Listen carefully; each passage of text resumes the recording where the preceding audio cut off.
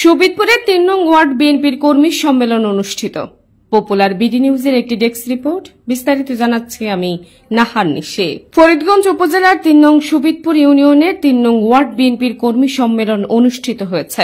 শনিবার বিকেলে তেলিশাইর পূর্বপাড়া ফোরকানিয়া মাদ্রাসার মাঠে আয়োজিত এই সম্মেলনে মোহাম্মদ মনির হোসেন মিজুর সভাপতিত্বে ও ৩ নং শোভিতপুর পূর্ব ইউনিয়ন যুবদলের সিনিয়র যুগ্ম আহ্বায়ক মোশাররফ হোসেন মিয়াজির সঞ্চালনায় প্রধান অতিথি হিসেবে বক্তৃতা করেন ফরিদগঞ্জ উপজেলা বিএনপির যুগ্ম আহ্বায়ক ও ৩ নং ইউনিয়ন বিএনপির সমন্বয়ক মফিজুল ইসলাম চৌধুরী।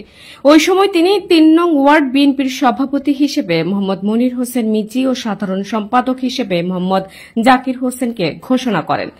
অনুষ্ঠানে উপস্থিত ছিলেন ৩ নং শোভিতপুর পূর্ব ইউনিয়ন বিএনপির সভাপতি বেলায়েত হোসেন, সিনিয়র সহ সভাপতি ইয়াসিন মিয়াজি, সাধারণ সম্পাদক আলহাজ ইমাম হোসেন, সাংগঠনিক সম্পাদক ফারুক মোল্লা, স্বাস্থ্য বিষয়ক সম্পাদক ডাক্তার রাকিব, সহ সাধারণ সম্পাদক পাপন পাটোয়ারি, উপজেলা স্বেচ্ছাসেবক দলের সদস্য রিয়াদ হোসেন, ৩ নং শোভিতপুর পূর্ব ইউনিয়ন যুবদলের আহ্বায়ক ইমরান হোসেন, স্বেচ্ছাসেবক দলের নেতা জাহিন ভুইয়া, উপজেলা সহ গণশিক্ষা সম্পাদক আহসান হাবিব এবং ইউনিয়ন ছাত্রদলের সভাপতি মনির হোসেন মোল্লা, যুগ্ম সাধারণ সম্পাদক জাকারিয়া চৌধুরী, প্রচার সম্পাদক ইমরান নাজির সহ বিভিন্ন ইউনিটের নেতাকর্মীরা উপস্থিত ছিলেন।